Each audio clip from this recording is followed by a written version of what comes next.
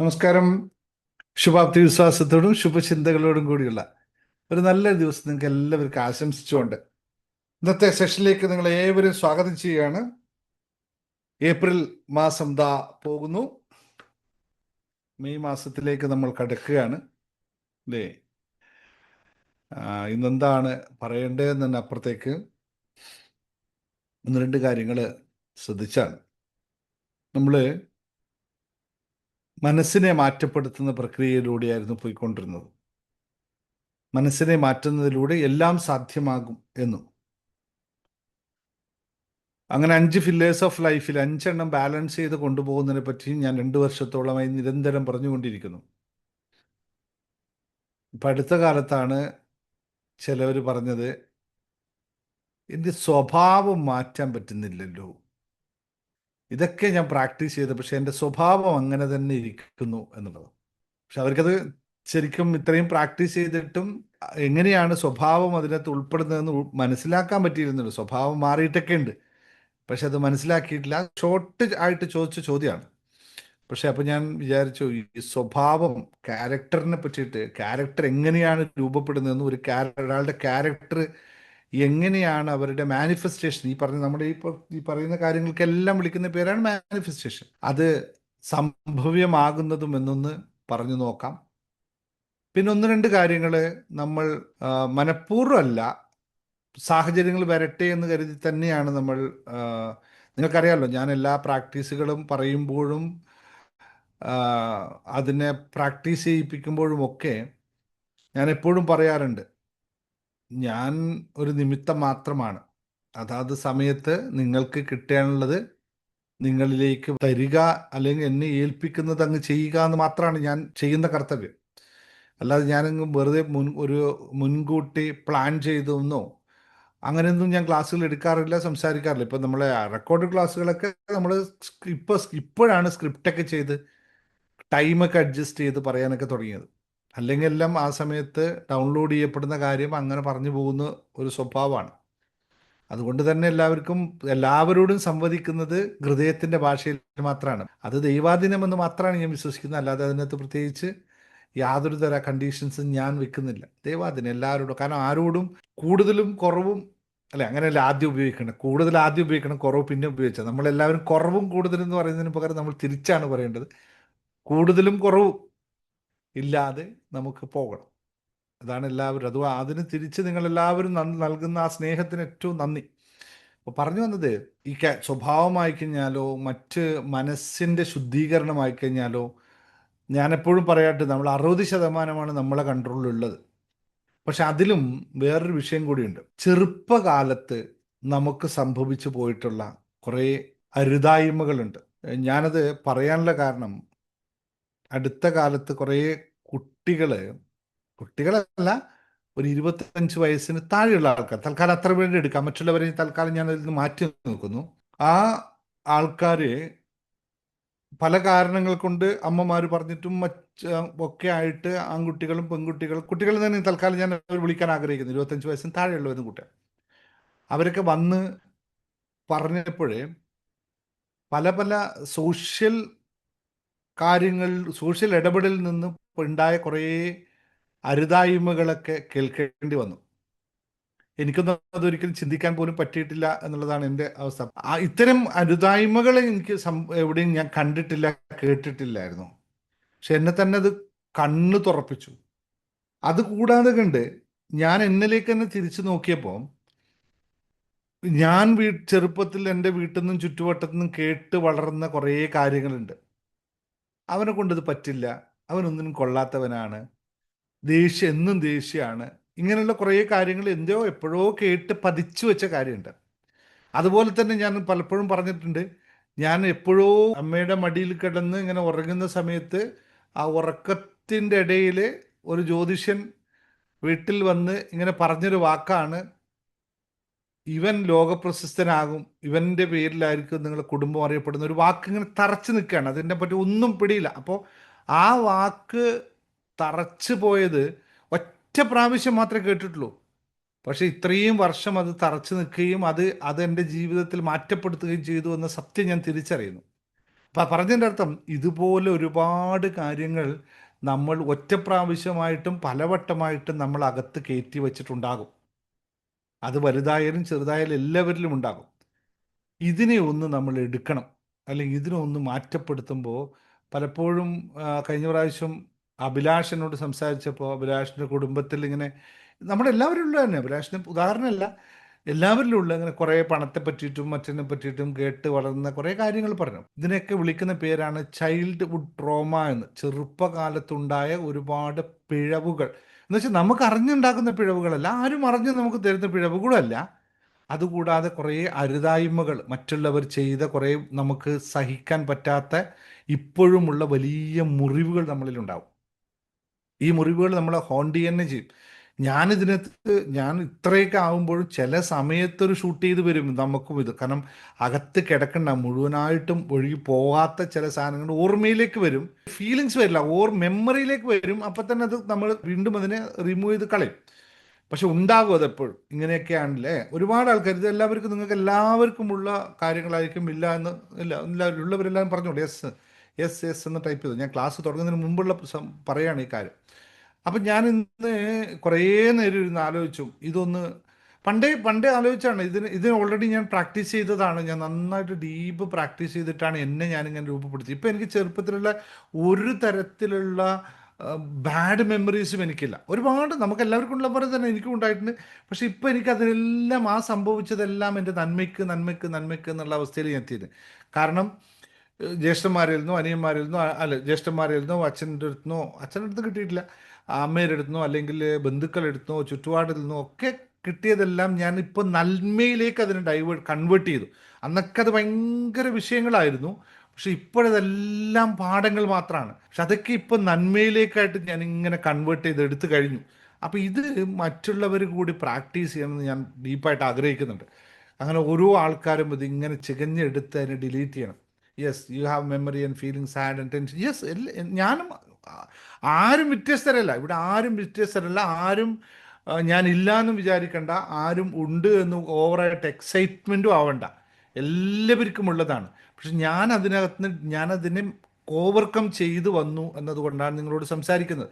ഇപ്പോൾ ഏത് വിഷയം വന്നാലും എനിക്ക് അനായാസേന അതൊക്കെ നല്ലത് അതൊക്കെ നല്ലതായി വന്നു, നല്ലതായിരുന്നു എനിക്ക് എന്ന് ഞാൻ തിരിച്ചറിഞ്ഞത്. ഇപ്പം ഞാൻ പറഞ്ഞില്ലേ, ഒരു ജ്യോതിഷ്യൻ ഞാൻ ഉറക്കത്തിൻ്റെ ഇങ്ങനെ കേട്ട വാക്ക് മാത്രമാണ്.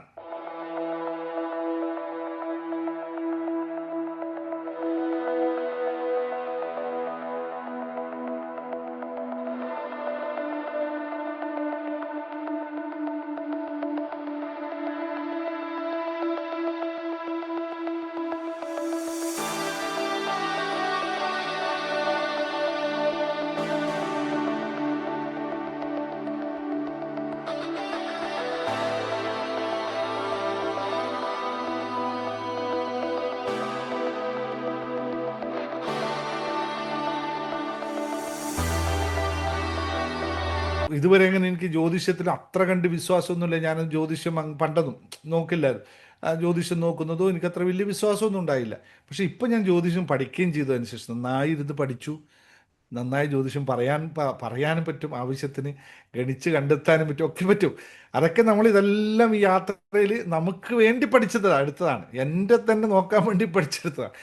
ഒരുപാട് ജ്യോതിഷം ആകാശ് ഞങ്ങൾ കേട്ടിട്ടുണ്ടോ എന്നറിയില്ല. ആകാശിക് റെക്കോർഡിംഗ് എന്നിട്ടൊരു സാധനമുണ്ട്. അതായത് നമ്മുടെ എല്ലാ കാര്യങ്ങളും റെക്കോർഡ് ചെയ്ത് വെച്ചിരിക്കുന്ന ആകാശത്താണെന്നുള്ളതാണ് ആ തത്വം.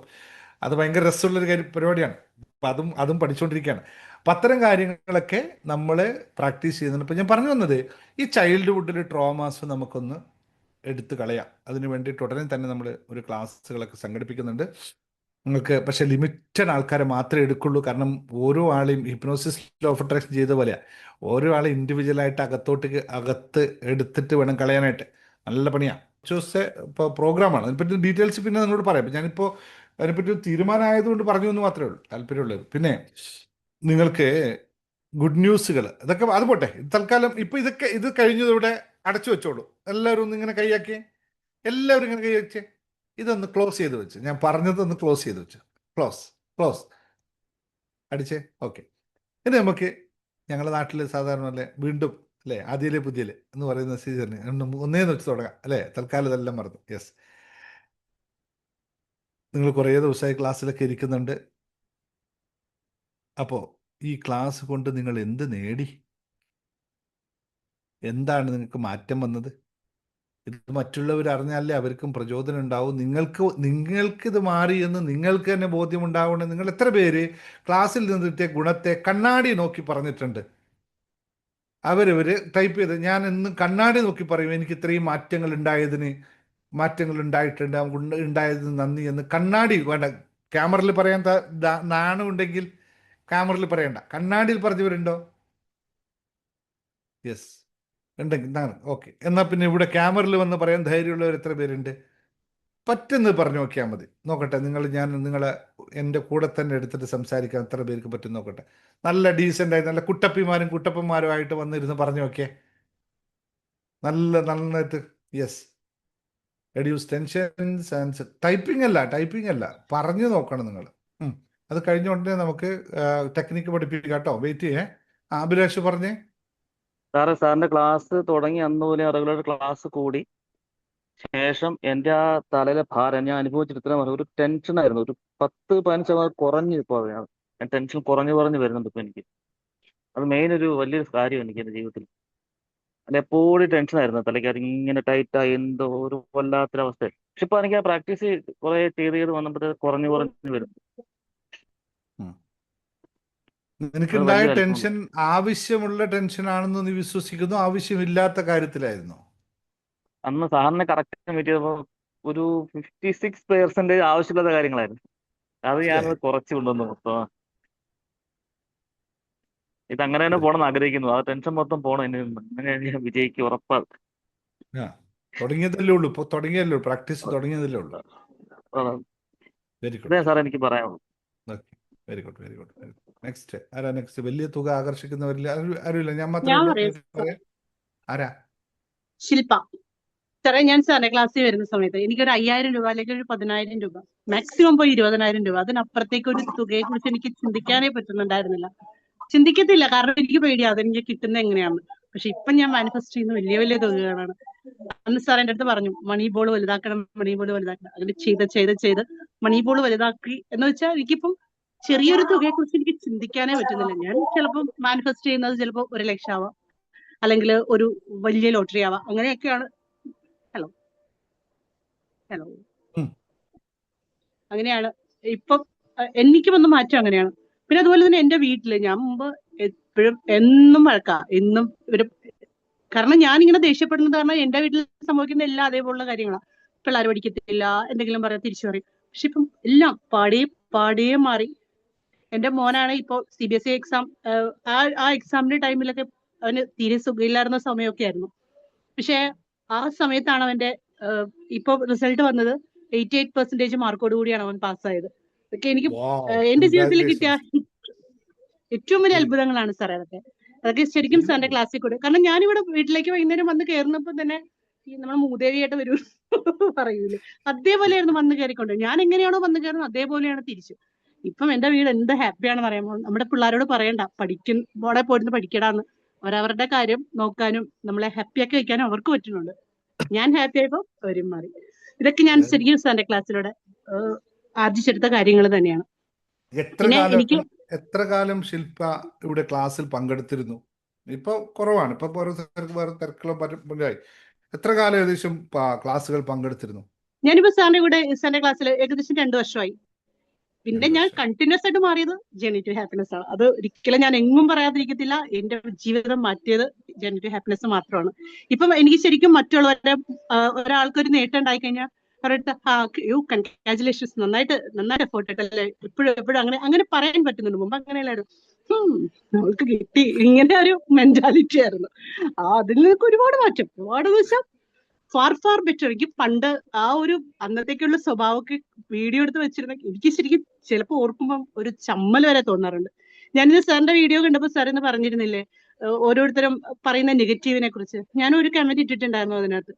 ശരിക്കും പുറത്തിരുന്ന് പറയുന്ന ആൾക്കാർ, നിങ്ങൾ പുറത്തിരുന്ന് പറയുന്ന അല്ല കാര്യം. നിങ്ങൾ ശരിക്കും ക്ലാസ്സിൽ വന്ന് അത് എക്സ്പീരിയൻസ് ചെയ്യണം. എക്സ്പീരിയൻസ് ചെയ്താൽ മാത്രം പോരാ, അത് നിങ്ങളുടെ ജീവിതത്തിൽ എങ്ങനെയാണോ അത് ഇംപ്ലിമെന്റ് ചെയ്യാൻ പറ്റും. നമ്മളുടെ 100% അല്ല, 150% എഫേർട്ട് ഇട്ടാൽ ശരിക്കും യൂണിവേഴ്സ് 500% നമുക്ക് തിരിച്ചു തരും. അത് എന്റെ കാര്യത്തിൽ 100% ഉറപ്പാണ്. ശരിക്കും താങ്ക് എനിക്ക് യു. ഞാൻ ശരിക്കും ഒരു ഇപ്പൊ ഓരോ ദിവസങ്ങളിലും നമുക്ക് താങ്ക് യു. നമ്മളിപ്പോ ഓരോ ദിവസം ഞാനിപ്പോ ശരിക്കും ഓരോ ദിവസവും 101 കാര്യങ്ങൾക്ക് നന്ദി പറഞ്ഞു തുടങ്ങുന്ന ഒരാളായിരുന്നു. അങ്ങനെ എണ്ണി പറയാം. എനിക്കിപ്പോ പറയാൻ ഓരോ ദിവസം പറയാൻ ഇഷ്ടംപോലെ കാര്യങ്ങളാണ്. തലേ ദിവസം നടന്ന കാര്യങ്ങളും അന്ന് സംഭവിക്കാൻ പോകുന്ന കാര്യങ്ങളും എല്ലാം. അപ്പൊ ഞാൻ എന്റെ ടീച്ചേഴ്സിനെ നന്ദി പറയുന്ന കൂട്ടത്തിൽ എല്ലാ ദിവസവും ഞാൻ സാറിന് നന്ദി പറയാറുണ്ട്. ഇന്നും സാറിന് നന്ദി പറയാറുണ്ട്. ഞാൻ പ്രാർത്ഥിക്കുന്ന അമ്പലത്തിൽ എന്റെ വീട്ടുകാർക്ക് പ്രാർത്ഥിക്കുന്ന സാറിന്റെ ഐസിനും ആരോഗ്യത്തിനും വേണ്ടി ഇന്ന് പ്രാർത്ഥിക്കും. അത്ര എനിക്ക് താങ്ക് യു എന്നൊക്കെ പറഞ്ഞാൽ അതൊരു ചെറിയ വാക്കാണ് സാർ. എനിക്കത് എക്സ്പ്രസ് ചെയ്യാൻ പറ്റുന്നില്ല. Thank you very much. Thank you Shilpa. Thank you. The great things. Thank you. നമസ്കാരം സാർ. നമസ്കാരം. എനിക്ക് ശ്രീജ? ഞാൻ 2 വർഷം ശ്രീജ പറക്കാതെ. ആ, ഞാൻ 2 വർഷമായി സാറിന്റെ കൂടെ കൂടിയിട്ട് എനിക്ക് ഒരുപാട് മാറ്റങ്ങൾ എനിക്ക് വന്നിട്ടുണ്ട്. അതായത് സ്ഥിരമായിട്ട് ജോലിയിൽ വർക്ക് ചെയ്യാൻ പറ്റുന്നുണ്ട് എന്നുള്ളത് ഒരു കാര്യം. കാരണം വീട്ടിലത്തെ ഓരോ വിഷയങ്ങൾ കാരണം എനിക്ക് പോകുന്നിടത്തും അതെനിക്ക് സിൻസിയറായിട്ട് വർക്ക് ചെയ്യാൻ പറ്റുന്നുണ്ട്. വർഷങ്ങളായിട്ട് ബസ്സിൽ യാത്ര ചെയ്യുകയാണെങ്കിൽ പോലും കരഞ്ഞിരുന്ന വ്യക്തിയായിരുന്നു. ആ കരച്ചിലും മാറി എന്നുള്ളതാണ് എൻ്റെ ഏറ്റവും വലിയൊരു സന്തോഷം. കാരണം ആരുടെ മുന്നിലും കരയാതെ പിടിച്ചു നിൽക്കാനുള്ളൊരു മനഃശക്തി എനിക്ക് കിട്ടുന്നുണ്ട്. ഇപ്പൊ അത്രയും മനസ്സ് നോവിച്ചാൽ മനസ്സിന് അത്രയും കൊള്ളുന്നതാണ് വെച്ചാൽ മാത്രമേ എനിക്ക് ബാക്കി എല്ലാ കാര്യങ്ങളും ഞാൻ വെരി ഗുഡ്, വെരി ഗുഡ്.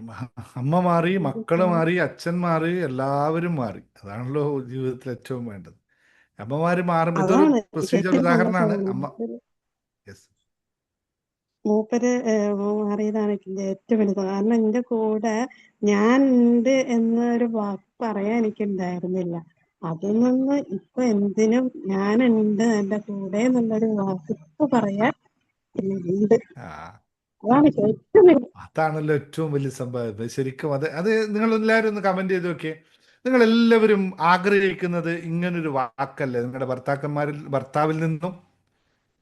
എല്ലാവരും എത്ര പേര് ആഗ്രഹിക്കുന്നുണ്ട് ഞാനുണ്ട് കൂടെ എന്നുള്ളൊരു വാക്ക്?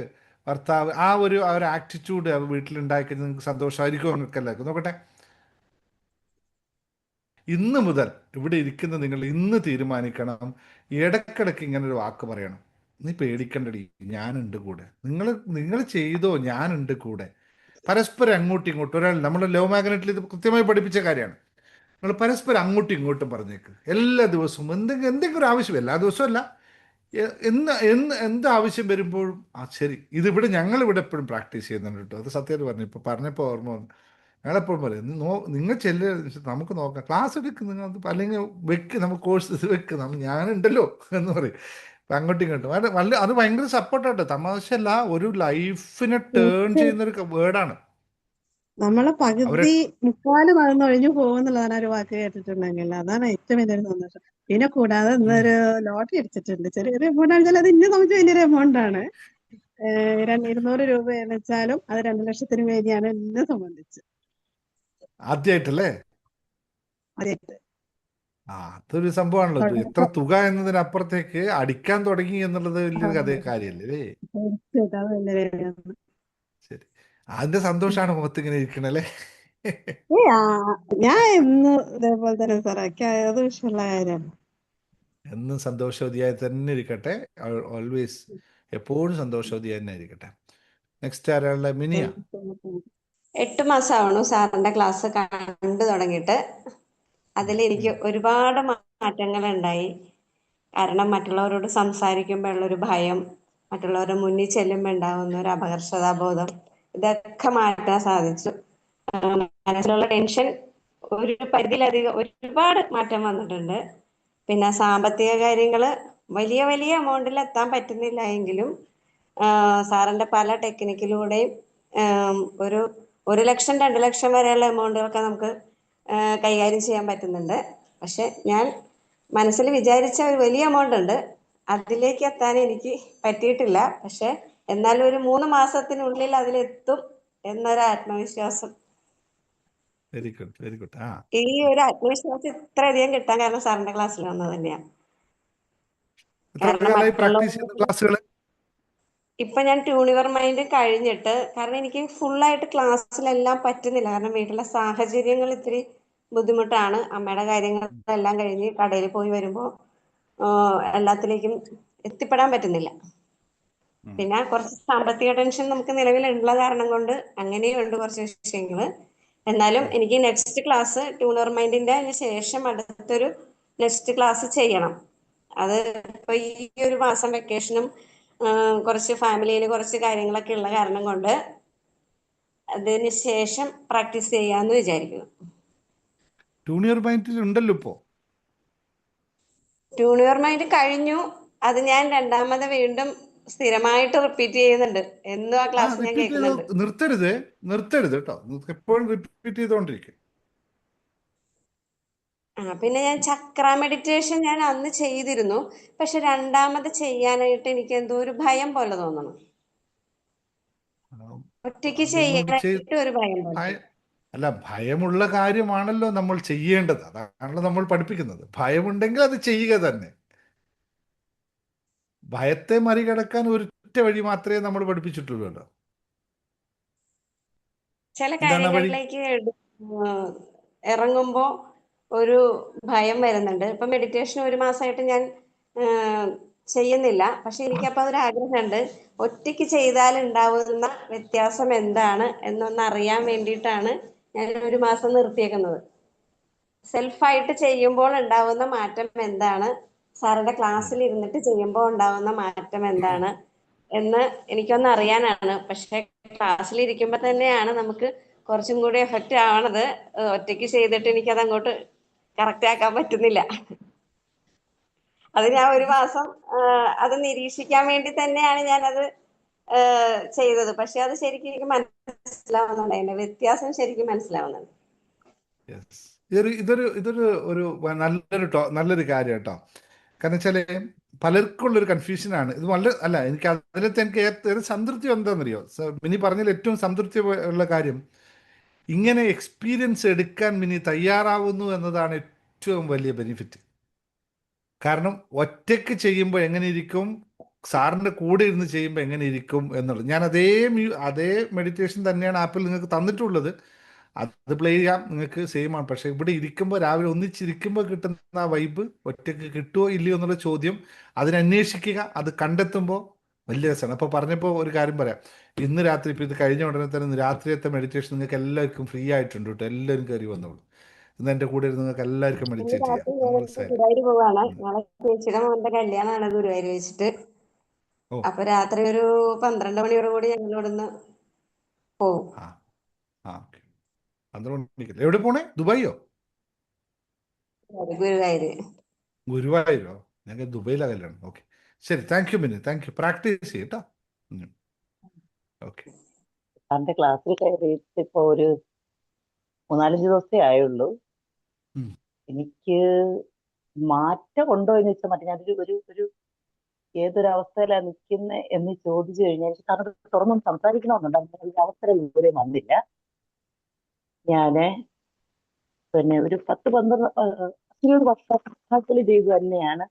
ഒരു സാധാ വീട്ടമ്മയാണ്. ഞാനും പെട്ടെന്ന് ഞാനൊന്ന് ഇതായിപ്പോയി. സാറ് മുമ്പേ ചോദിച്ചില്ലേ കൂടെ ഞാനുണ്ട് കൂടെ എന്ന്. ഞാനുണ്ട് കൂടെ, എന്റെ കൂടെ ഉണ്ടായിരുന്നു, ഇപ്പൊ ഇല്ല. അവിടം വരെ എനിക്ക് ഭയങ്കര ബോൾഡായിട്ട് ഞാൻ നിന്നു. കാരണം മക്കള് രണ്ടുപേരും ജനിച്ചത് ഡൽഹിയിലായിരുന്നു വർക്ക് ചെയ്യുന്ന പുള്ളിക്കാരൻ. ഞാൻ സാധാ വീട്ടമ്മയായിരുന്നു. പിന്നെ പുള്ളിക്ക് ഹാർട്ടിനൊരു പ്രോബ്ലം വന്നിട്ട് ഞങ്ങള് നാട്ടിലേക്ക് പോരുമായിരുന്നു. അമൃതയിലായിരുന്നു ചികിത്സ. 16-17 വർഷമായിട്ട് അതിന്റെ ട്രീറ്റ്മെന്റും കാര്യമായിട്ട് അവിടെ തന്നെ തുടർന്ന് കൊണ്ടുപോകുന്നു. അപ്പൊ നമുക്ക് വലിയ സാമ്പത്തികമൊന്നുമില്ല. പിന്നെ കൃഷിയും കാര്യമൊക്കെ ആയിട്ടായിരുന്നു പോയിക്കൊണ്ടിരുന്നത്. മക്കള് 2 പേര്. അപ്പം പുള്ളി ഇടയ്ക്ക് ഇങ്ങനെ പറയുമായിരുന്നു, ഞാൻ ഈ പൈസയൊക്കെ കളയാനല്ലേ ഇങ്ങനെയൊക്കെ. അപ്പോൾ ഞാൻ അങ്ങോട്ട് ധൈര്യം കൊടുത്തിരുന്നു, നമുക്ക് 2 നല്ല മക്കളുണ്ട്, നമുക്ക് പിന്നെ എന്തിനാ, നമ്മൾ കൂടെ ഉണ്ട്, കൈ ചേർത്ത് തന്നെ പിടിച്ചിരുന്നു. അപ്പം ലാസ്റ്റൊക്കെ വന്നു കഴിഞ്ഞാൽ പുള്ളിക്ക് ജോലി ചെയ്യാനും തീർത്ത് വയ്യാണ്ടായിട്ട് ഇത് വന്നു, സ്ട്രോക്ക് വന്ന് പുള്ളി ആ സമയം പോലും എൻ്റെ ചിന്ത ഇല്ല, മക്കളെപ്പറ്റി ഞാൻ ചിന്തിച്ചിട്ടില്ല. അവരെ നമ്മൾ വിദ്യാഭ്യാസമൊക്കെ കൊടുത്ത് അവർക്ക് പറഞ്ഞു കൊടുത്തിട്ടുണ്ട്. ചിലപ്പോൾ നമ്മൾ കൂടെ ഒന്നും കാണത്തില്ല, നിങ്ങൾ നന്നായിട്ട് തന്നെ പഠിക്കണം, അങ്ങനെ തന്നെയാണ് പറഞ്ഞു കൊടുത്തിരുന്നത്. അതുകൊണ്ട് എനിക്ക് അത്രയും ഒരു ടെൻഷനോ അന്നൊക്കെ ഈ പറയുന്ന പോലുള്ള പതർച്ച എനിക്ക് അന്ന് വരില്ലായിരുന്നു. ഞാൻ സ്ട്രോങ് ആയിട്ട് പറയായിരുന്നു. ഈവൻ പുള്ളി ആ ലാസ്റ്റ് ഈ സ്ട്രോക്ക് വരുന്നതിന്റെ തലേ ദിവസം പുള്ളിക്ക് ലിവറിന് ഇതുണ്ടായിരുന്നു. അതിൻ്റെ കൂടെ ലിവർ സിറോസിസ് എന്ന് പറഞ്ഞ വെള്ളമടി കൊണ്ടുള്ള പുള്ളിക്ക് അല്ലാതെ ഉണ്ടായതാണ്, വെള്ളമടിക്കുന്ന ആളല്ലായിരുന്നു. അപ്പം മെഡിസിൻ നമ്മൾ ഈ 2004 മുതൽ വാർഫറിൻ പോലുള്ള മെഡിസിൻ അങ്ങനെ കുറെ കണ്ടിന്യൂ ആയിട്ട് എടുത്തു കഴിഞ്ഞപ്പോൾ ലിവറെ ഹാർട്ട് കുറെ കിഡ്നിക്കൊക്കെ അത് പ്രോബ്ലം ആയി, സ്ഥിരമുള്ള മരുന്ന് കഴിപ്പ്. അപ്പോഴും നമ്മൾ ചേർത്ത് തന്നെ നമ്മൾ ഇതും തരണം ചെയ്യും, പുള്ളിക്ക് അതിനകത്ത് ക്യാൻസറിന്റെ ഒരു ഇത് കണ്ടു, അതും തരണം ചെയ്യും എന്നുള്ളൊരു ഒരു ഒരു ധൈര്യമായിരുന്നു. ആ ധൈര്യം പക്ഷെ സ്ട്രോക്ക് വന്നപ്പോഴത്തേക്ക് എനിക്ക് നഷ്ടപ്പെട്ടു. ഇപ്പം മകൻ എഞ്ചിനീയറിങ് കഴിഞ്ഞു. അവൻ എഞ്ചിനീയറിംഗ് അല്ല, ശരിക്കും അവന് കാലിബറുള്ള കൊച്ചനായിട്ട് പോലും അവനെ എൻ്റെ ആ സാമ്പത്തിക ബുദ്ധിമുട്ട് ഡിപ്ലോമ കോഴ്സ് കഴിഞ്ഞപ്പോൾ തന്നെ അവന് ക്യാമ്പസ് സെലക്ഷൻ കിട്ടി, അവൻ ജോലിയായി. ഇപ്പം എനിക്കൊരു മനസ്സിന് ധൈര്യമായി, അവൻ കുടുംബത്തിന്റെ ഭാരം അവനെ ഇട്ടു. അപ്പം മകൾക്ക് LLBക്ക് അഡ്മിഷൻ കിട്ടി, അവിടെ ഹോസ്റ്റൽ ചെലവും കാര്യങ്ങളും എല്ലാം മകൻ പഠിപ്പിച്ചു. റെഡിയാക്കി. മക്കൾ ഓക്കെ ആണല്ലോ, മക്കൾ ഹാപ്പി ആണല്ലോ, രണ്ട് മക്കളെ കൊണ്ട് നിങ്ങൾ ഹാപ്പി ആണല്ലോ? മക്കളെ കൊണ്ട് ഹാപ്പിയാണ് ഞാൻ. ബാക്കിയൊക്കെ നമുക്ക് ഓരോന്നോടെ ശരിയാക്കി എടുക്കാം. മനസ്സിന്റെ വിഷയങ്ങളൊക്കെ നമുക്ക് ശരിയാക്കി എടുക്കാം കേട്ടോ. Don't worry. Thank you sir. ഇത്തരം കാര്യങ്ങൾ നിങ്ങൾക്ക് പറയാനും കേൾക്കാനുമുള്ള ഒരു വേദിയാണ് ഞാൻ ഈ ലൈവ് ക്ലാസ്സിൽ നിങ്ങൾക്ക് തരുന്നത്. പറയണോ നിങ്ങൾ കേട്ടോ. ഞാൻ എന്തിനാണെന്നറിയോ, ഞാൻ ഇപ്പൊ ഈ പറയുന്നത് എനിക്ക് കേൾക്കാൻ വേണ്ടിയല്ല, നിങ്ങളിത് പറയുമ്പോൾ ഉണ്ടല്ലോ ഇതിന്റെ ഫീലിങ്സ് അപാരാണ് കേട്ടോ. നമ്മൾ അനുഭവങ്ങൾ നമ്മൾ പറയുമ്പോൾ പുറത്തോട്ട് ശബ്ദമായിട്ട് വരുമ്പോൾ നിങ്ങളൊന്ന് പ്രാക്ടീസ് ചെയ്ത് നോക്കും. നിങ്ങൾ സ്വന്തമായിട്ട് ഇരുന്നിട്ട് പറഞ്ഞു നോക്കിയാലും മതി, ഇവിടെ വന്ന് പറഞ്ഞില്ലെങ്കിലും കുഴപ്പമില്ല. അതിൻ്റെ ഫീലിങ്സ് ഭാരമാണ്.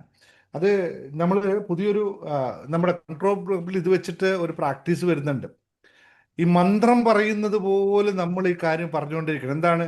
നമ്മൾ അനുഭവിക്കുന്ന കാര്യങ്ങളെ, എൻ്റെ നല്ല അനുഭവങ്ങളെ നമ്മൾ മന്ത്രോച്ചാരണം നടത്തുന്ന പോലെ ഉച്ചരിച്ചു കൊണ്ടേയിരിക്കണം. അത് പൂർണ്ണമായി സംഭവിക്കുമെന്നുള്ളതാണ് കണക്ക്. അതുകൊണ്ടാണ് ഞാൻ പറഞ്ഞത്, അതായത് അനുഭവിച്ച സാറിനോട് ഓപ്പൺ ആയിട്ട് പറയണം, ഞങ്ങൾ തമ്മി ഫോൺ ചെയ്ത് അങ്ങോട്ടും ഇങ്ങോട്ടും സന്തോഷം പങ്കുവയ്ക്കുന്നുണ്ട് എല്ലാ ദിവസവും. ഞങ്ങളുടെ അനുഭവങ്ങളും ഞങ്ങൾക്കുണ്ടായ പോസിറ്റീവ് കാര്യങ്ങളും ഒക്കെ ഞങ്ങൾ അങ്ങോട്ടും ഇങ്ങോട്ടും ഭയങ്കരമായിട്ട് ഫോൺ ചെയ്തിട്ടും വോയിസ് മെസ്സേജ് അയച്ചിട്ടും അത് കൺവേ ചെയ്തോണ്ടേ ഇരിക്കുന്നുണ്ട്. അങ്ങോട്ടും ഇങ്ങോട്ടും പറയാറുണ്ട് സാർ, എപ്പോഴും ഞങ്ങൾ പറയാറുണ്ട്. ഈവൻ സ്വപ്നം കണ്ടാൽ പോലും ഞങ്ങളത് പറയും അങ്ങോട്ടും ഇങ്ങോട്ടും. ഞാൻ ഇങ്ങനെ ഒരു സ്വപ്നം കണ്ട്, എന്തായിരിക്കും അതിന്റെ കാര്യം? ഇപ്പൊ സാർ പറയല്ലോ സ്വപ്നം കാണാൻ മറന്നു എഴുതി വെക്കണമെന്ന് എവിടെയെങ്കിലും. ഞാൻ പറഞ്ഞു എന്താന്ന് വെച്ചാല്, ഞാൻ പ്രാക്ടീസ് ചെയ്യിപ്പിക്കുന്നത് ഇതൊരു പ്രാക്ടീസാണ് നിങ്ങളോട് പറയുന്നത്. ഇപ്പൊ അറിയുന്നവർ മറ്റുള്ളവരോട് പറയുന്നത്, ഇതിങ്ങനെ നിങ്ങൾ അകത്ത് നിന്ന് പറയുകയോ നിങ്ങൾ റെക്കോർഡ് ചെയ്യുകയോ. ഞാനൊക്കെ പ്രാക്ടീസ് ചെയ്ത് റെക്കോർഡ് ചെയ്തിട്ടാട്ടോ. സത്യമായിട്ട് ഞാൻ പറയാം, ഞാൻ ഈ സമയപരിമിതി ഉണ്ടാകുമ്പോൾ ഞാൻ ഈവൻ ഫൊർഗീവ്നെസ്, ഗ്രാറ്റിറ്റ്യൂഡ്, ഇതൊക്കെ ഞാൻ പറഞ്ഞിട്ടുണ്ട് മുമ്പത്തെ ക്ലാസ്സിലൊക്കെ. ഇതെല്ലാം ഞാൻ പ്രാക്ടീസ് ചെയ്തത് വണ്ടി ഓടിക്കുമ്പോഴാണ്. മൊബൈലിൽ റെക്കോർഡ് ചെയ്തിട്ട് കേൾക്കും, റെക്കോർഡ് ചെയ്യും, കേൾക്കും. ഇപ്പോൾ ദേഷ്യമൊക്കെ വരുമ്പോഴേ, ഈ ദേഷ്യമൊക്കെ ഞാൻ എങ്ങനെ കളഞ്ഞതെന്നറിയോ? ദേഷ്യം വരുമ്പോൾ ഒച്ചത്തിൽ വണ്ടിയിൽ ആരും ഇല്ലല്ലോ, ഒച്ചത്തിൽ നമ്മൾ ആരോടും ദേഷ്യം വരുന്നത് പറയും. എന്നിട്ടത് പിന്നെ രണ്ടാമത് കേൾക്കും. പിന്നെ നാണം കൊണ്ട് നമ്മൾ തന്നെ ഇല്ലാതാക്കി കളയും.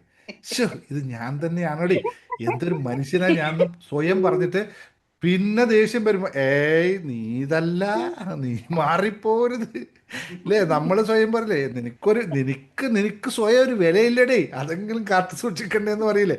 അങ്ങനെ പറഞ്ഞിട്ടാണ് നമ്മളിതൊക്കെ മാറ്റിയെടുത്തത്. ഇപ്പം എന്താ, ആരെന്ത് പറഞ്ഞാലും ദേഷ്യപ്പെടും കേട്ടോ. വേണമെങ്കിൽ അകത്ത് ദേഷ്യപ്പെടില്ല, പുറത്ത് നിങ്ങൾ എന്തെങ്കിലും കുരുത്തക്കേട് കാണിച്ചാൽ നല്ല വഴക്കും പറയും അല്ലേ, വേണ്ടേ? പുറത്ത് വഴക്ക് പറയും, പക്ഷെ അകത്ത് ഒരു തരത്തിലും ബാധിക്കില്ല, അകത്ത് പറയും. അപ്പം പ്രാക്ടീസ് എന്ന് പറയുന്നതാണ് ഈ പറഞ്ഞ് സ്വയം പറഞ്ഞ് പ്രാക്ടീസ്. എനിക്ക് ഇന്നത് കിട്ടി അഫർമേഷൻ പറയുന്ന പോലെ കിട്ടണം, അല്ലെങ്കിൽ കിട്ടാനുള്ളതും കിട്ടിയതിനും രണ്ടും പറഞ്ഞുകൊണ്ടേയിരിക്കണം. രണ്ടും ഒരേപോലെ പറയണേ. കിട്ടാനുള്ളതിനെ ഫീൽ ചെയ്യാതെ പറയരുത്, കിട്ടിയതിന് ഫീൽ ചെയ്യുന്നത് എപ്രകാരമോ അതേപോലെ കിട്ടാനുള്ളതും ഫീൽ ചെയ്യണം. ഇത് രണ്ടും ഫീൽ ചെയ്ത് പറയണം കേട്ടോ. എല്ലാവർക്കും ഓർമ്മിപ്പിക്കുകയാണ്. അപ്പോൾ നിങ്ങൾ പറഞ്ഞില്ലാന്നെങ്കിൽ ഇന്ന് വീഡിയോ എടുത്ത് റെക്കോർഡ് ചെയ്ത് അയച്ചോളൂ, അല്ലെങ്കിൽ ഓഡിയോ അയച്ചോളൂ, അല്ലെങ്കിൽ ഗ്രൂപ്പിൽ ഇട്ടോളൂ. ഇന്ന് നേരത്തെ വിജേഷ് പറഞ്ഞ പോലെ, വിജേഷ് എനിക്ക് ഭയങ്കര ഇഷ്ടമായി. നന്നായി അത് അങ്ങനെ പറയാൻ നമുക്ക് പറ്റുക തന്നെ ഒരു ഇപ്പം നേരത്തെ ഇവർ പറഞ്ഞ പോലെ വാക്ക് അറേഞ്ച്മെൻറ്റ്സ് ഒന്ന് പഠിക്കണം തന്നെ. ഓക്കെ, അപ്പോൾ രണ്ടാമത് പറയാനുള്ളത് മെയ് 1-ാം തീയതിയാണ് നമ്മുടെ 1 crore ക്ലബ്ബ് സ്റ്റാർട്ട് ചെയ്യുന്നത്. എത്ര പേര് ഗൂഗിൾ ഫോം ഫില്ല് ചെയ്ത് അയച്ചിട്ടുണ്ട് ഞാൻ നോക്കട്ടെ, അതിൽ എത്ര പേര് ഞാൻ എടുക്കണമെന്ന് ഞാൻ നോക്കും. അതിന് ഞാൻ കോഴ്സ് അല്ല എന്ന് പറഞ്ഞിട്ടുണ്ട്. അത് കോഴ്സല്ല, മോട്ടിവേഷനല്ല, ഒന്നുമല്ല, ഒരു ക്ലബ്ബാണ്. ഒരു പ്രത്യേക രീതിയിലായിരിക്കും പോകുന്നത്. അവിടെ ക്ലാസ്സുകളൊന്നും പ്രതീക്ഷിക്കേണ്ട, ക്ലാസ്സുകളൊന്നും വേറെയാണ്. അവിടെ പേയ്മെൻറ്റോ ക്ലാസ്സോ അതൊന്നും അല്ല ഇവിടുത്തെ വിഷയം. അതിനൊന്നും വേണ്ടി അല്ലല്ല. എത്ര നേരത്തെ ആരോ ഒരാൾ ചോദിക്കുന്ന ഗ്രൂപ്പിൽ എത്രയാണ് സാറേ ഇനി പേയ്മെൻറ്റ്? ഇല്ല, പേയ്മെൻ്റ് ഒക്കെ ഉണ്ടാവും, അതൊക്കെ വേറെ സംഭവമാണ്. അത് കോഴ്സായിട്ടുള്ള പേയ്മെൻ്റ് ഒന്നുമല്ല. അത് നമ്മുടെ ഒരു വേറൊരു സിസ്റ്റമാണ്, ഒരു സ്ട്രക്ചറാണ് കേട്ടോ. അതുകൊണ്ട് അതിൽ വരുന്നവരെയും അത്രയും കൊണ്ട് ഫിൽട്ടർ ചെയ്തിട്ട് ഉള്ളവർ മാത്രമേ എടുക്കുകയുള്ളൂ. അവിടെ എനിക്ക് കോഴ്സ് തന്നിട്ട് കാശുണ്ടാക്കാനുള്ള ക്ലബ്ബല്ല, കാശ് ഓട്ടോമാറ്റിക് കോടികൾ വരേണ്ട പരിപാടിയാണ്. Okay, thank you. ഇങ്ങനെ ഒരു സംഭവം കൂടി നമുക്ക് ഉണ്ടാവണം. അപ്പോൾ നമുക്ക് ക്ലാസ്സിലേക്ക് കിടക്കാം അല്ലേ?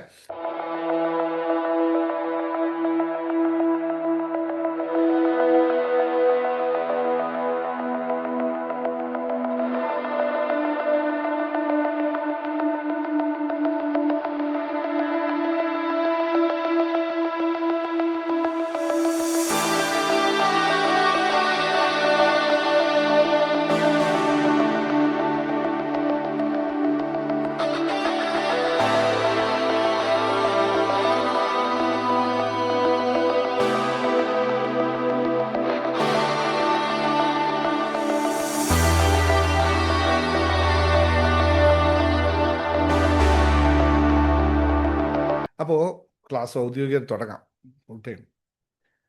Welcome to happiness mastery hub. നിങ്ങളോടൊപ്പം ഞാൻ ദിനേശ് മുങ്ങത്ത്. ഓതറാണ്, എൻ്റർപ്രണറാണ്, മൈൻഡ് ട്രെയിനറാണ്, ലോ ഓഫ് അട്രാക്ഷൻ സർട്ടിഫൈഡ് ട്രെയിനറാണ്, അതുപോലെ ഹാപ്പിനെസ് ലൈഫ് കോച്ചാണ്. സ്വയം പരിവർത്തനപ്പെടുന്നതിലൂടെ മറ്റുള്ളവരും പരിവർത്തനപ്പെടും എന്നുള്ള ഒറ്റ വാക്കിൽ നമ്മൾ നിൽക്കുന്നു. ഞാൻ നിങ്ങളോട് പറയുന്ന കാര്യമില്ല, ഞാൻ എന്നോട് പറയുന്ന കാര്യമാണ് ഈ പറഞ്ഞത്. സ്വയം പരിവർത്തനപ്പെടുന്നതിലൂടെ ചുറ്റുമുള്ള ആൾക്കാരിൽ കൂടി പരിവർത്തനം സംഭവിക്കും എന്ന് സംശയമുള്ള ആരെങ്കിലും ഇവിടെ ഉണ്ടോ? ഉണ്ടെങ്കിൽ അവർ പേരെന്ന് എഴുതിക്കെ. ഉണ്ടെങ്കിൽ സ്വയം, ഞാൻ എൻ്റെ പോളിസിയാണ് പറഞ്ഞത്, സ്വയം പരിവർത്തനപ്പെടുന്നതിലൂടെ ചുറ്റുമുള്ളവരിൽ കൂടി പരിവർത്തനം സാധ്യമാകും എന്ന് ഡൗട്ടുള്ളവരാരെങ്കിലും ഉണ്ടോ? ആരും ഉണ്ടാവില്ലല്ലേ? ഉണ്ടോ?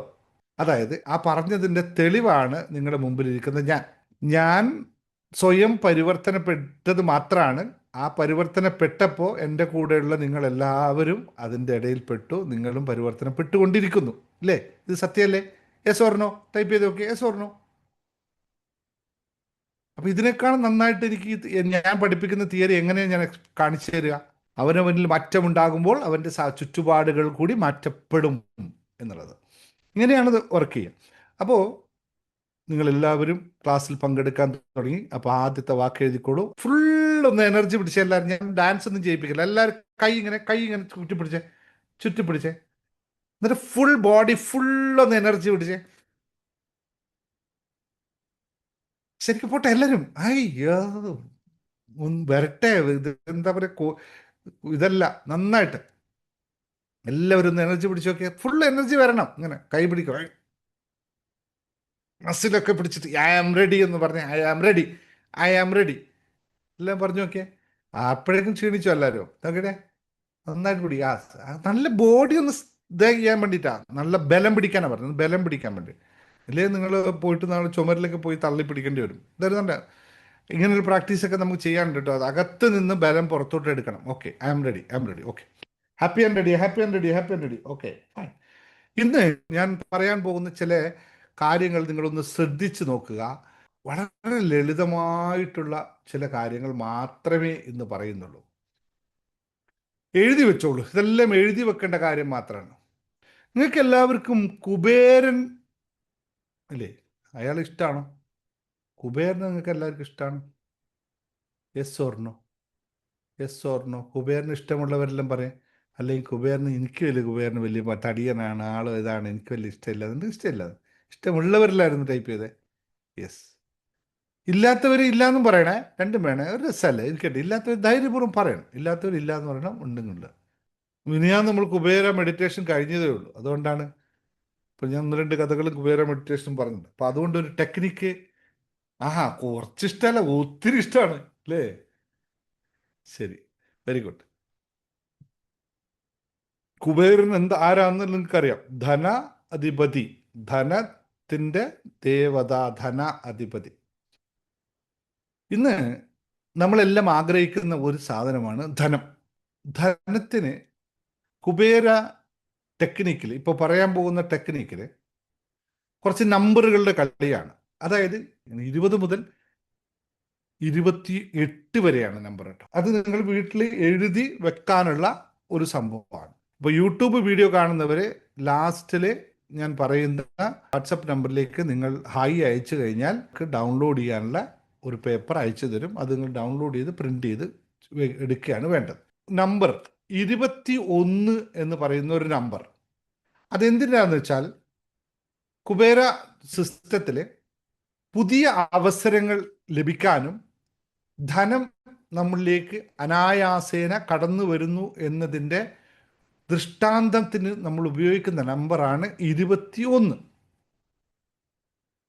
ഇത് നമ്പറിൻ്റെ ഒരു കളിയാണ്, അതുകൊണ്ടാണ്. ഇനി 22 എന്ന് പറയുന്നത് നമുക്ക് എപ്പോഴും വേണ്ടത് ധനവും ഐശ്വര്യവും കൂടെ വേണം, അല്ലേ? ധനമുണ്ടായാൽ മാത്രം മതിയോ? നിങ്ങൾക്ക് എത്ര പേർക്കൂടെ ധനം മാത്രം മതി, ഐശ്വര്യത്തിനെ പറ്റി ഞാൻ വലിയ ബോധമൊന്നുമില്ല, എനിക്ക് കുറച്ച് പൈസ കിട്ടിയാൽ മതി, സമാധാനം, അങ്ങനെ ആരെങ്കിലും ഉണ്ടോ? ഇല്ലല്ലോ. എല്ലാവർക്കും ധനവും ഐശ്വര്യവും വേണം. അപ്പം ഐശ്വര്യത്തിൻ്റെ നമ്പറാണ് 22. ഇനി അവിടെ തന്നെ രണ്ടാമത്തെ കാര്യം, പുതിയ അവസരങ്ങൾ ലഭിച്ചു. ഇപ്പോൾ ഒരു ബിസിനസ് ചെയ്യുന്ന ആൾക്ക് പുതിയൊരു ഓർഡർ കിട്ടി, പക്ഷെ ആ ഓർഡറിലൊരു ബാലൻസിങ് ഇല്ല, എപ്പോഴും അങ്ങോട്ടും ഇങ്ങോട്ടും ഫ്ലെക്സിബിൾ ആയിക്കൊണ്ടിരിക്കുന്നു, സന്തുലനാവസ്ഥയില്ല. അപ്പോൾ സന്തുലനാവസ്ഥയ്ക്ക് വേണ്ടി നമ്മളൊരു നമ്പർ എടുക്കുന്നു. ആ നമ്പർ 22ആണ്. അതായത് ഐശ്വര്യത്തിൻ്റെയും സന്തുലനാവസ്ഥയുടെയും നമ്പറാണ് 22. ഇനി വിജയത്തിൻ്റെയും പുരോഗതിയുടെയും, വിജയവും പുരോഗതി, വിജയം നമുക്ക് വേണം, പുരോഗതി വേണം, അല്ലെ? അവസരങ്ങൾ ലഭിച്ചു, സന്തുലനാവസ്ഥയായി വിജയിക്കുകയും വേണം. വിജയത്തിൻ്റെ വേണം, നമുക്ക് ധനം ലഭിച്ചു, ഐശ്വര്യം കിട്ടി, അത് പുരോഗതിയിലേക്ക് കടക്കണമെങ്കിൽ 23 നമ്പർ. 24ാമത്തെ നമ്പർ എന്ന് പറയുന്നത് സമൃദ്ധിയുടെയും ഐശ്വര്യത്തിൻ്റെയും പൊതുവെ വീണ്ടുമുള്ള നമ്പറാണ് 24 എന്ന് പറയുന്നത്. ഇനി 25 എന്ന് പറയുന്നത് മാറ്റത്തിൻ്റെയും പുതിയ ധനം വരുന്നതിൻ്റെ നമ്പറാണ്. New amount is coming. 25. ഇതൊരു ന്യൂമറോളജി ശാസ്ത്രമാണ് കേട്ടോ, അതുകൊണ്ടാണ് ഇങ്ങനെ പറയുന്നത്. 26 എന്ന് പറയുന്നത് സന്തോഷത്തിൻ്റെയും സമൃദ്ധിയുടെയും നമ്പറായിട്ടാണ്.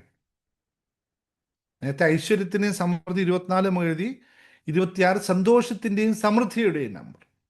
27 എന്ന് പറഞ്ഞാൽ ആത്മവിശ്വാസത്തിൻ്റെയും ധനത്തിൻ്റെയും നമ്പറാണ്. വീണ്ടും 28 നിങ്ങൾക്കറിയാം, 8 എന്തിൻ്റെ നമ്പറാ?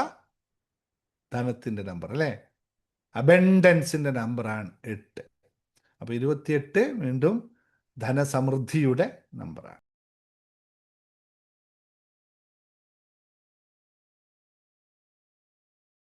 ഇപ്പം നിങ്ങൾ ചെയ്യേണ്ടത്, ഞാൻ ഈ കാണിക്കുന്ന സാധനം നിങ്ങൾ പ്രിൻ്റ് ഔട്ട് എടുത്ത് വെക്കണം. അതായത് ഈ നമ്പറിന് കുറേ പ്രത്യേകതകളുണ്ട്. അങ്ങോട്ടും ഇങ്ങോട്ടും കൂട്ടിയാലൊക്കെ കിട്ടുന്ന നമ്പർ, അതാണ് Kubera number. Left right straight കൂട്ടിക്കഴിഞ്ഞാൽ ഈ നമ്പർ 12 എന്ന് പറയുന്ന ഒരു നമ്പറിലെത്തും. അത് നിങ്ങൾ നോക്കിയാൽ മതി. പിന്നെ നിങ്ങളെല്ലാവരും വാട്സപ്പിൽ ഇത് അയച്ചാൽ മതി, എല്ലാവർക്കും ഇതേ സാധനം അയച്ചു തരാം. കാരണം ഇതിങ്ങനെ നമുക്ക് പറ്റുള്ളൂ. ഇതുപോലുള്ള സ്റ്റിക്കി പേപ്പർ ഉണ്ടല്ലോ, ഈ പേപ്പറിൽ നിങ്ങൾക്ക് ഈ നമ്പർ കോളം വരച്ച് എഴുതി വെക്കാം. പക്ഷേ അവിടെ കുബേറിൻ്റെ ഫോട്ടോ നിങ്ങൾക്ക് വരക്കാൻ പറ്റില്ല. വരക്കാൻ പറ്റുന്നവർക്ക് വരച്ചോളൂ, അല്ലെങ്കിൽ ഞാൻ തരുന്ന പ്രിൻ്റ് നിങ്ങൾ ഉപയോഗിച്ചോളൂ. അതിന് പ്രിൻ്റ് ചെയ്തെടുത്താൽ മതി, കട്ട് ചെയ്തെടുക്കാം.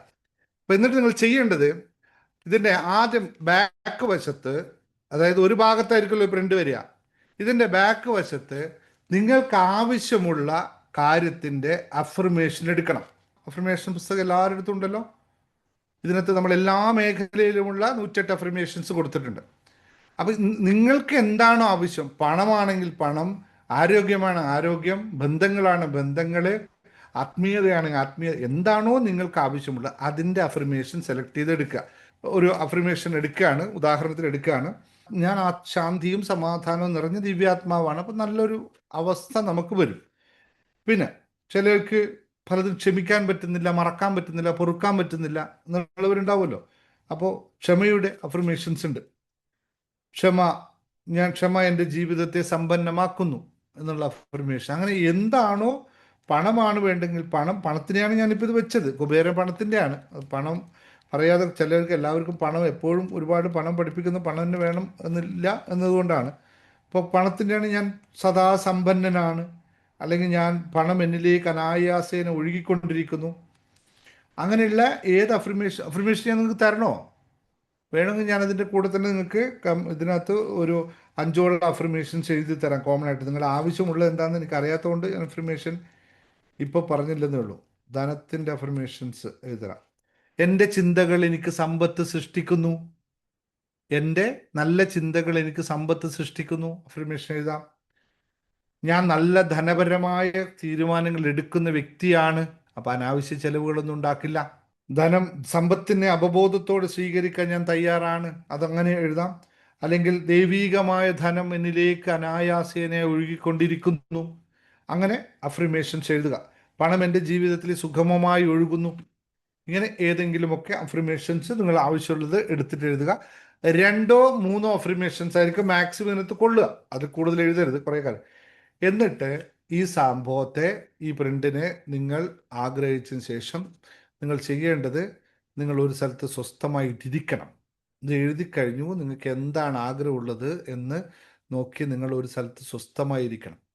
ഇരുന്നിട്ട് നിങ്ങൾ ഇപ്പോൾ നിങ്ങളുടെ ഇഷ്ടദേവനെ, ദൈവത്തെ, അതാരായാലും ശരി, അള്ളാഹു ആയാലും ജീസസ് ആയാലും മദറായാലും ആരായാലും, അല്ലെങ്കിൽ ശിവനോ പാർവതിയോ വിഷ്ണുവോ ഭഗവാനോ, എന്താണോ നിങ്ങളുടെ ഏറ്റവും ഇഷ്ടപ്പെട്ട ദേവന്.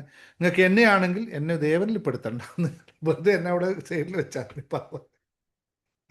പറഞ്ഞില്ലെന്ന് വേണ്ട, അങ്ങനെയൊന്നും പെടുത്തെടുക്കരുത്, വെറുതെ തമാശ കേട്ടോ.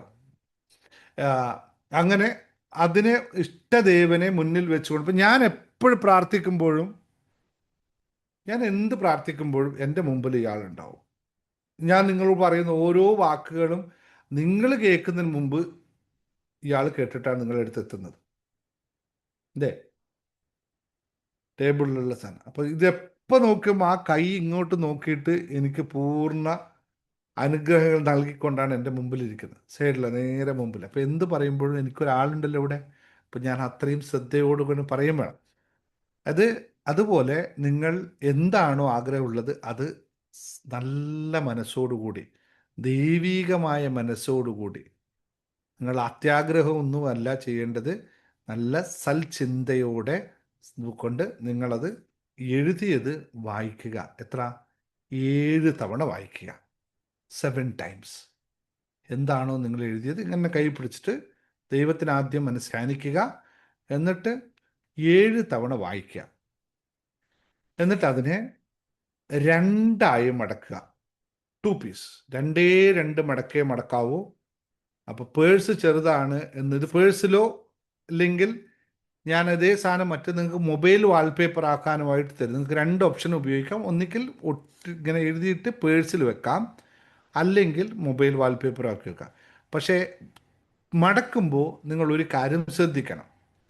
നിങ്ങൾ എഴുതിയ അഫർമേഷൻ ഭാഗം അകത്തും കുബേരൻ പുറത്തുമായിരിക്കണം. ശ്രദ്ധിച്ചല്ലോ? നിർബന്ധമായിട്ടും വെക്കണം. എഴുതിയ അഫർമേഷൻ അകത്തും കുബേരൻ പുറത്തുമാണ്, തിരിച്ചാവരുത്. അതിൻ്റെ ബാക്കിലാണല്ലോ എഴുതിയാൻ പറഞ്ഞത്. ഇനി മൊബൈൽ വാൾപേപ്പർ ആണെങ്കിൽ ഞാൻ നിങ്ങൾക്ക് അയക്കുമ്പോൾ അഫർമേഷൻസ് താഴെ നിങ്ങൾക്ക് ഒന്നിച്ച് ചെയ്യാൻ അറിയില്ല, അതുകൊണ്ട് ഞാൻ കോമൺ ആയിട്ടുള്ളൊരു 3 അഫർമേഷൻ വെച്ചിട്ടുള്ള പോസ്റ്റർ തരാം. അപ്പോൾ നിങ്ങൾക്ക് ഒന്ന് ധനത്തിൻ്റെയും ഒന്ന് സന്തോഷത്തിൻ്റെയോ അങ്ങനെ എന്തെങ്കിലുമൊക്കെ. സ്റ്റിക്കി പേപ്പറിൻ്റെ colour yellow, only yellow, there is no else. മറ്റത് ഞാൻ പ്രിൻ്റ് തരുമ്പോൾ കളർ പ്രിൻ്റ് തന്നെ എടുക്കണേ, ബ്ലാക്ക് ആൻഡ് വൈറ്റ് പ്രിൻ്റ് എടുത്തേക്കരുത്. ഞാൻ പ്രിൻ്റ് എടുക്കുന്നവരാണെങ്കിൽ കളർ തന്നെ പ്രിൻ്റ് എടുക്കണം, ബ്ലാക്ക് ആൻഡ് വൈറ്റ് എടുക്കരുത്. സ്റ്റിക്കി പേപ്പറിലാണ് ചെയ്യുന്നതെങ്കിൽ യെല്ലോ സ്റ്റിക്കി പേപ്പർ. ഇതന്നെ യെല്ലോ എന്തിൻ്റെ പ്രതീകമാണ്? അതറിയാലോ അല്ലേ? യെല്ലോ സാധനം ഉണ്ടല്ലോ കഴുത്തിലും മുക്കിലൊക്കെ, സ്വർണം അല്ലെങ്കിൽ മണി. അപ്പോൾ യെല്ലോ പേപ്പറിൽ നിന്നായിരിക്കണം എഴുതുന്നത്. നിങ്ങൾ ഇഷ്ടദേവന് പ്രാർത്ഥിക്കുമ്പോൾ കുബേരനെ കൂടെ ചേർത്താണ്, പറയാൻ മറന്നു കേട്ടോ. കുബേരനെ കൂടെ ചേർത്തിട്ട് വേണം പ്രാർത്ഥിക്കാനായിട്ട്. എന്നിട്ട് ഇത് 2 മടക്കിയിട്ട് നിങ്ങളുടെ മണി പേഴ്സിൽ വെക്കുക. മണി പേഴ്സ് എവിടെയാണോ വെക്കുന്നത് അതിൽ വെക്കുക. കയ്യിൽ കൊണ്ടു നടക്കുന്നവർ പക്ഷെ സൂക്ഷിച്ച് അറിയാലോ, ഇപ്പോൾ പേഴ്സിനെ പറ്റി ഞാൻ എല്ലാം പഠിപ്പിച്ചു തന്നിട്ട്, പേഴ്സ് എങ്ങനെ സൂക്ഷിക്കണം എന്നൊക്കെ പഠിപ്പിച്ചു തന്നിട്ട്, ഇപ്പോഴും ചപ്പും ചവറും ഇട്ടിരുന്ന പേഴ്സാണെങ്കിൽ ദയവ് ചെയ്ത് എൻ്റെ കുബേരനെ കൊണ്ട് എടുത്ത് വെച്ചേക്കരുത്. നല്ല വൃത്തിയും നല്ല ഇതായിട്ടുള്ള ഉള്ള പണത്തിൻ്റെ ഇടയിലേക്ക് ഈ സാധനത്തെ വെച്ചേക്കുക. എന്നിട്ട് എല്ലാ ദിവസവും നിങ്ങൾ ഇതുകൊണ്ട് എടുക്കണമെന്നില്ല, നിങ്ങൾക്ക് ബോധ്യം വേണം ഇതിൽ കുബേരനുണ്ട്, അതുകൊണ്ട് എൻ്റെ പണം എപ്പോഴും നിറഞ്ഞു തന്നെ ഇരിക്കുമെന്ന ബോധ്യം വേണം. കാരണം പേഴ്സൊക്കെ കുറച്ച് വലുത് വാങ്ങിച്ചോളൂ. കാരണം എന്താ അറിയോ, ഇത് കുറച്ച് നല്ലോണം വരുന്ന കാര്യമാണ്. അപ്പോൾ ചെറുതായി കഴിഞ്ഞാൽ പിന്നെ ഇത് കുത്തി കയറ്റാൻ പറ്റാതായി പോണ്ട. അതുകൊണ്ട് വലുതായിട്ട് തന്നെ ആയിക്കോട്ടെ കേട്ടോ. എല്ലാവർക്കും വലിയ മാറ്റം ഉണ്ടാക്കും പണത്തിൻ്റെ കാര്യത്തിലും മറ്റെല്ലാ കാര്യത്തിലും. ഇതൊരു സിമ്പിൾ ആൻഡ് കിടിലം ടെക്നിക്കാണ്. ഇത് ആരിലാണ് ഏറ്റവും കൂടുതൽ റിസൾട്ട് എന്നറിയോ? ആരായിരിക്കും ഈ ടെക്നിക്ക് ഏറ്റവും കൂടുതൽ ചെയ്യുന്ന ഏത് സമൂഹത്തിലെ ആൾക്കാരായിരിക്കും? നിങ്ങൾക്ക് ആർക്കും ഗസ് ചെയ്യാൻ പറ്റുമോ? അവരുടെ നാട്ടിലുള്ള മിക്ക ആൾക്കാരുടെ പേഴ്സിലും ഈ സാധനം ഉണ്ടാവും. നമ്മുടെ നാട്ടിൽ തന്നെ നല്ലൊരു വിഭാഗം ആൾക്കാരുണ്ട്, നമ്മളല്ല, കേരളത്തിലല്ല, ഒരു വിഭാഗം ആൾക്കാരുണ്ട്. അവർ ഒരുപാട് പ്രാക്ടീസ് ചെയ്യുന്ന സാധനമാണ്. പ്രാക്ടീസ് അല്ല, അവർ പണ്ട് മുതലേ ചെറുപ്പം മുതലേ ഉള്ള practice. Yes, that's correct. Yes, അവർ ചെറുപ്പം മുതലേ പ്രാക്ടീസ്, അവർ വീട്ടിലുള്ള ഒരു സംഭവമാണത്. അപ്പോൾ നിങ്ങൾ ഈ രഹസ്യം ആരോടും പറയാതിരിക്കുക, രഹസ്യമായി വീട്ടിൽ വെക്കുക. ആരും കാശ് ചോദിച്ചാൽ ഒരു മിനിറ്റോ തരാട്ടോ എന്ന് പറയുന്ന അവസ്ഥയിലേക്ക് വേണം. അങ്ങനെയൊന്നുമില്ല, ഏത് ഡേ സ്റ്റാർട്ട് ചെയ്യണമെന്നൊന്നുമില്ല കേട്ടോ. ഇനിയിപ്പോൾ സ്പെസിഫിക് ഡേ ഒന്നുമില്ല, ടൈമൊന്നുമില്ല, അതിനൊന്നുമില്ല. ഇതെപ്പോൾ വേണമെങ്കിൽ ആവും. അപ്പോൾ നിങ്ങൾ ചെയ്യേണ്ടത് വളരെ സിമ്പിളായിട്ടുള്ള ഒരു കാര്യമാണ്. ഞാൻ വളരെ ലളിതമായി നിങ്ങളോട് പറഞ്ഞു തന്നു. വളരെ പവർഫുള്ളായിട്ട് വർക്ക് ചെയ്യുന്ന സാധനമാണ്. എനിക്ക് ഒരാഴ്ച കഴിയുമ്പോൾ ഇവിടെ വന്നിട്ട് നിങ്ങൾ റിസൾട്ട് പറഞ്ഞ, സാറേ കാശ് ഇങ്ങനെ ഒഴുകി ഒഴുകി വരികയാണെന്ന് പറയണം. അല്ലെങ്കിൽ എൻ്റെ ആരോഗ്യം നന്നായി വന്നു, എന്താണ് നിങ്ങൾ ആഗ്രഹിച്ചത് അതൊക്കെ നിങ്ങൾക്ക് പറയാൻ പറ്റണം. അപ്പോൾ യൂട്യൂബ് കാണുന്നവർ താഴെ കമൻറ്റും കൂടി എഴുതുക. എന്നിട്ട് നിങ്ങൾ താഴെ കൊടുത്ത വാട്സപ്പിലേക്ക് ഹായ് അയച്ചാൽ മതി, നിങ്ങൾക്ക് കിട്ടും. Okay, thank you all.